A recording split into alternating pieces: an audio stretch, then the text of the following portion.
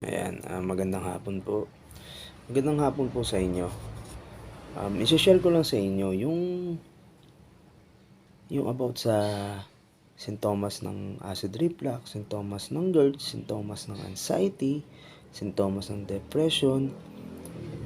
Mas maganda po ang papanoorin niyo po yung mga may naranasan na yung mga ganong bagay. Kasi kapag po kayo nanood po kayo sa YouTube ng mga ano ang sintomas nito, ano ang ano nito, ano ang early symptoms nito.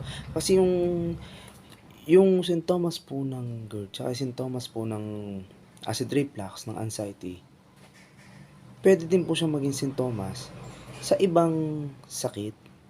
So, ang dapat na panoorin niyo po yung mga taong nakaranas na ng gano'ng sakit. Kasi sila po masasabi po talaga nila na yun po yung nararamdaman nila.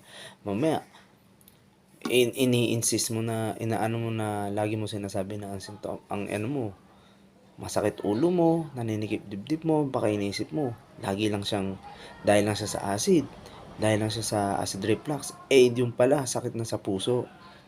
Iba po yung paninikip ng dibdib sa acid reflux kaysa po sa paninikip sa sakit ng puso. Mas maganda pong panonoorin niyo po yung mga may karanasan na dun sa ganong bagay, sa ganong sakit.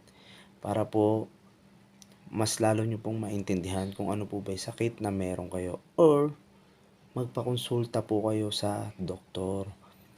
Wag po kayong laging bumabase po sa Google, sa YouTube, sa Facebook. Wag po kayo laging bumabase doon, kasi ang isip po natin, kung ano po yung pinaniniwalaan nyo, yun po yung mararamdaman ng katawan nyo.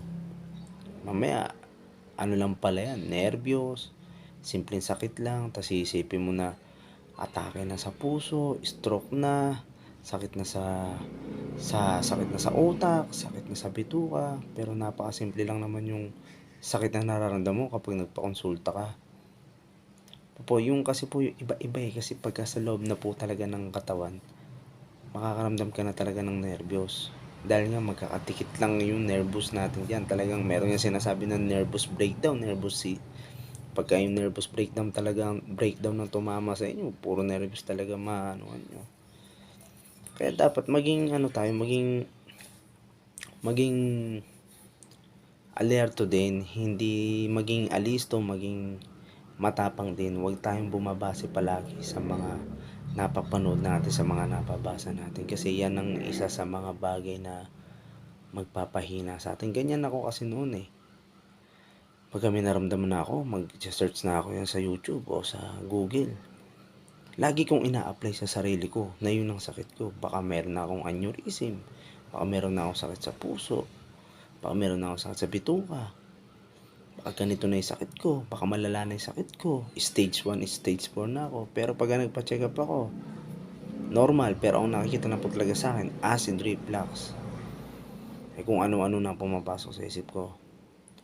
Yun lang po, lagi po nating isipin na magpakonsulta sa doktor. Ngayon, kung ang dahilan po wala naman pong budget para po magpakonsulta sa doktor, panoorin nyo yung mga talaga nakaranas na ng sakit. Marami sa YouTube niya, sasabihin nila na naranasan na nila yung nagpa-check up. Yung mga nagpapa-check up na talaga, yung nakapagpa-check up na ng ganong sakit, na yun ang findings, yun ang panoorin nyo. At least, wala man kayong budget para magpa-check up, at least alam nyo kung ano yung mga remedy or kung ano yung mga gamot na under the counter na pwede nyong bilhin kahit na walang reseta. Yun lang po, wag po kayong masyadong bumase sa mga napapanood at naririnig, nababasa ninyo. Kasi kung ano pong ina-apply nyo sa sarili nyo, yan po ang magiging sakit nyo. Yun lang po, maraming salamat po.